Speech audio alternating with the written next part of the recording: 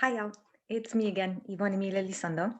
Today's video is going to be in response to several conversations that I've had recently about spirits and ghosts and all that cool paranormal stuff that I love.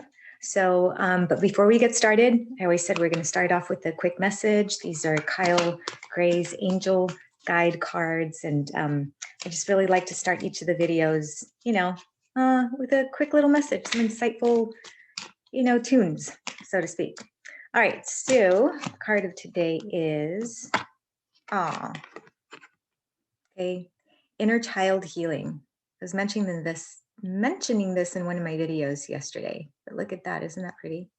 All right, this is inner child healing really reflects more about that healing that needs to be done. And I did a video about healing and grace and mercy yesterday. But the inner child healing doesn't just pertain to like inner child, right? Like it's not like we have to go back to childhood. It means that we need to do some healing from a place where we were vulnerable at one time, innocent, maybe naive, for example. And this really tunes into the message of the video today, because today I want to focus on the 4 types of paranormal activity that we tend to have.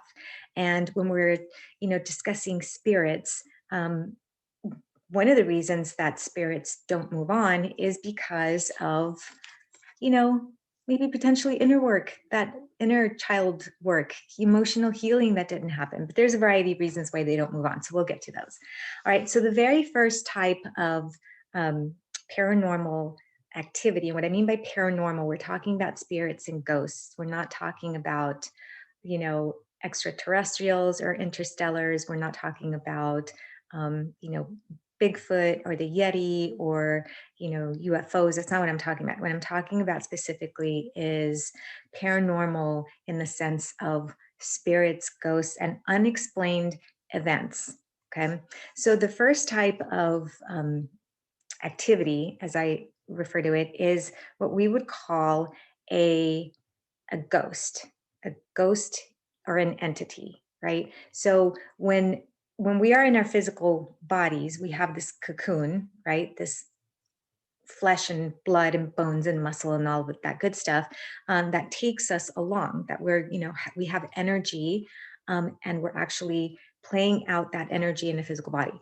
When our physical body ceases to function or ceases to exist for whatever reason, I'm not going to tap into that in this video, but we find ourselves, our energy literally being pulled from our bodies. And most of the ancient texts and ancient teachings, spiritual teachings, are identify that it takes a while for the energy to be detached from your body, depending on the spiritual practice that you follow. It could be anywhere from 3 to 10, to even 21 days, okay, before the energy fully detaches from the body. So what happens to that energy as it's detaching from the body, right? So what tends to happen is, as we're detaching, right, our energy is kind of floating in what we would call the in-between phase, right, the astral phase. It's not quite here in the human physical reality, but it's not quite what people say other side or heaven or across the veil. It's consciousness energy, but it's still somewhat tapped into the physical realm. Now, ghosts are, from my perspective, are different than spirits per se, because ghosts are those energy entities that are still attached to the physical realm for one reason or another. It could be that they're literally detaching and they haven't quite detached from their human experience. It could be that they are emotionally attached. It could be that they're greedy and they want to stay with their physical, environment, their material things. It could be that they're, potentially missing their family. It could be any reason. It could be that they don't recognize that they're deceased. Okay. Energy is consciousness, essentially. So without our physical body, we turn into pure energetic consciousness. And just as sometimes we're confused about, oh my God, what's going on? I'm confused here. Yeah, quite often. But just as we're confused and we lose our bearings, just because we no longer have a physical body doesn't mean that our consciousness, our mental state doesn't exist, right? And so ghosts tend to be either, we can refer to them as trapped, okay, or we could refer to them as intentionally not wanting to move on or not knowing how to move on. And what I mean by move on is move on into pure consciousness detached from the physical realm. So that's number one when we talk about ghosts. The second type of activity or paranormal activity is what I refer to as spirits. Now, spirits are energy consciousness that has detached from the physical body successfully and that has detached from the physical realm successfully. In other words, they're the ones that have crossed over. Okay. They've made it to heaven, they've made it to Summerland, they've made it to whatever you refer to the other side is. They are no longer invested in, or I shouldn't say invested in, um, invested in full time in the physical realm. Now, what spirits do tend to do is that once they're completely detached from the physical realm, they have the ability to come and to manifest themselves in the physical reality. Now, that's quite a lot of energy that it takes. It's not as easy as people think. And so and you're going to ask me, well, how do you know, Yvonne? Well, there's psychic stuff that goes on, and there's intuitive stuff, and there's a lot of ancient teachings that, and I've had some amazing spirit guides and celestial energies. And I work with a lot of other practitioners who have had similar experiences, and people, just regular people. Like, we're all regular people. What am I talking about? Just people. Okay. Anyhow, spirits can come back and through a visitation, as I refer to it. So, if we have, for example, my dad who passed away when I was 2.5, I don't remember him from my physical experience, and I've seen him once in a visitation. And usually those visitations tend to happen when we're least expecting them, when our brain waves are a little bit slower, like the time when you're falling asleep or when you're waking up in the morning, or when you're not really hyper focused on them. And so the spirit will come in and just kind of do a little tap, tap. I'm still checking on you. I'm still here. I'm still watching over you. And they can, manifest into the physical reality. It takes an immense amount of energy. The reason that is because if we are energy beings, right, and quantum physics is now proving what the ancients knew is that we are physically vibrational entities, right, in this experience. But if we are energy beings outside of our bodies, okay, we are vibrating at a much higher frequency. Once we get put into a physical body, then the body makes that vibration dense. And so we vibrate at a much slower, denser level. And so just imagine, here we are, spirit is trying to communicate. Holly, my spirit guide, okay, for example, she's vibrating up here, and I'm in my physical body, I'm vibrating up here. And oh gosh, you try doing that. Talk about right brain, left brain, lack of connection. Okay, fast and slow. Anyways, fast and slow. So essentially what we need to do is raise our vibe. And you hear, psychic intuitives and mediums and the spiritual practitioners always say, you got to raise your vibe. Okay. It's literally about raising your vibe so that we don't have to ask spirit to lower their vibe, right? So that we can meet. And that's how we have these communications with spirit. It's when our vibe goes up and their vibe goes down, which doesn't go down very much because, they're pure energy. But as soon as we tap in, it's like changing a radio station manually, right? You know how you change the knob and all of a sudden you get that radio station? That's what happens. And then all of a sudden we're able to communicate. And then it's like for a second and it's gone, right? And so those visitations are periodic.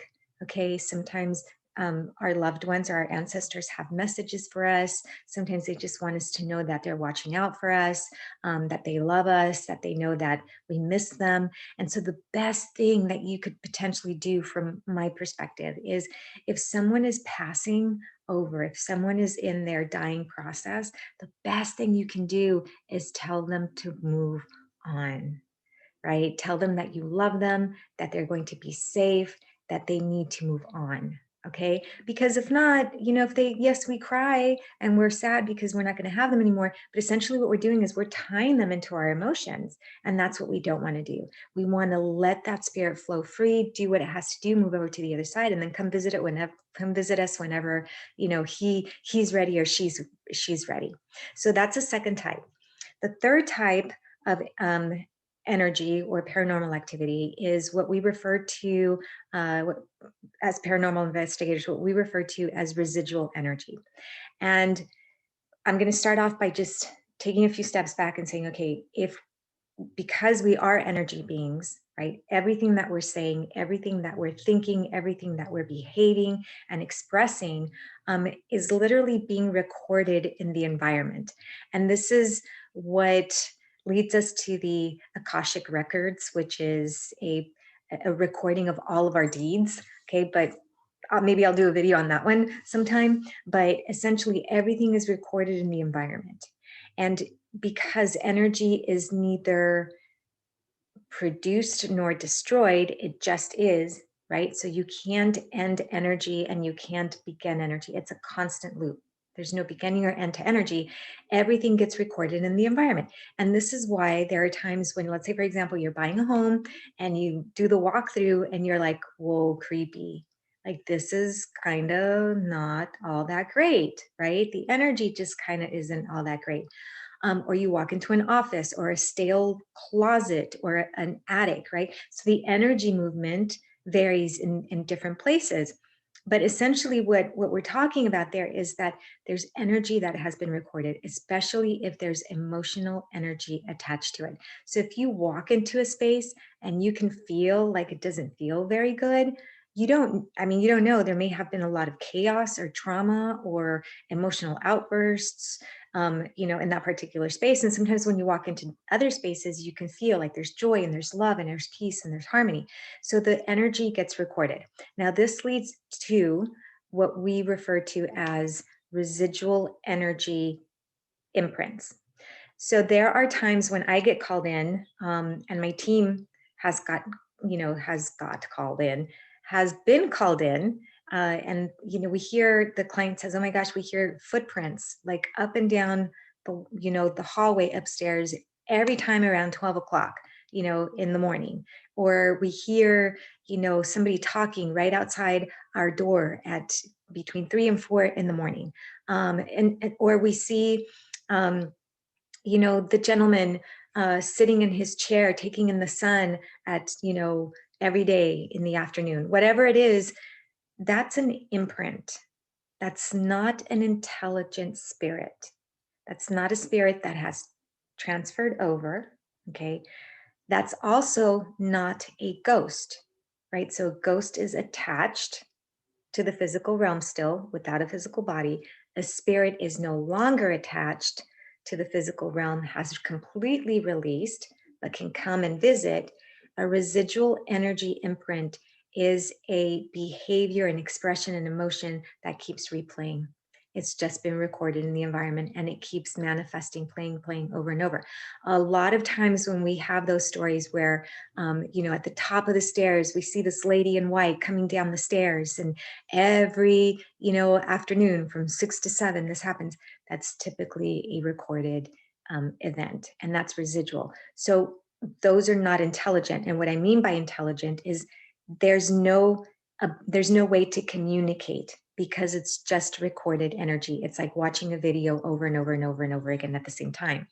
Now, ghosts and spirits, okay, can be intelligent. And what I mean by that is that they can communicate back and forth. This is what paranormal research is about. It's about how do we use equipment to see into the light spectrum, because it's all about light spectrum, Okay. Our eyes can only see about this much of the light spectrum. Dogs can see more, cats can see even more, animals can see way more. And so we have these infrared tools, we have these UV lights that can allow our eyesight through tools to expand night vision, expanding the eyesight, right? So the theory is that if we can tap into that light frame, that light expansion, we'll be able to at least see, right, energy that is not in the physical form. Right? So when we're talking about intelligent energy, we're talking about being able to communicate. So you've seen, those ghost shows, and they're asking questions, and is this Uncle Ralph that we're talking to? And then they use a little recorder, and it's called an EVP session, right? Electronic voice phenomena. And so that you play it back, we can't hear it because again, we're in that sound spectrum. Just like the light spectrum, we can only hear so much. Dogs can hear way more, right? Animals can, they're amazing animals. Okay. But so we played the recorder back and we hear, is this Uncle Ralph that we're talking to? And then, you have an answer like, yes. Okay. Wow. You just got a response. So there's and I'd love to do another video on paranormal investigations, but the purpose of this video is to just explain the 4 basic type of experiences that we have as far as paranormal experiences. So that is residual energy. It's just recorded in the environment. It can't do you any harm. Okay. The 4th type of activity is what we refer to as poltergeist. Now, poltergeist has been quite misunderstood in the paranormal and mainstream community for a really long time. Poltergeist in German just means noisy spirit. So, what do poltergeist do? Well, that's when you get the people reporting that the cabinets in the kitchen are slamming and dishes are being thrown across the room, and they come home and their chairs are all arranged in really weird stacked up ways, and their bedroom is a hot mess, right? And these paranormal events don't happen very frequently. It takes an immense amount of energy to be able to do that. Now with poltergeist activity, the theory behind the phenomenon is that it usually happens around a teen, typically a female, okay, during the pre-adolescent, adolescent years. Does anybody remember, or if you have kids, what happens between pre-adolescence to adolescent years? Yep, they go nuts. Their hormones are crazy. They don't know who they are. They're here, they're there, even into teen years, right? I mean, maybe some adults, young adults, but anyways, the theory is that in those pre-adolescent, adolescent years, okay, their energy is so, they don't want to use the word hormonal, but so unsettled that they either attract those types of spiritual energies, those energies in spirit form, okay, or they themselves are subconsciously creating all of this chaos. Wow. Yes. Lots to talk about poltergeist, and that's a totally different video. But essentially, those are the 4 different types of paranormal episodes that I've dealt with as an investigator, as a psychic, as an intuitive, and and it's fascinating to me, right? So we have the ghost, okay, we have the spirit, we have the residual energy, and then we have the poltergeist activity.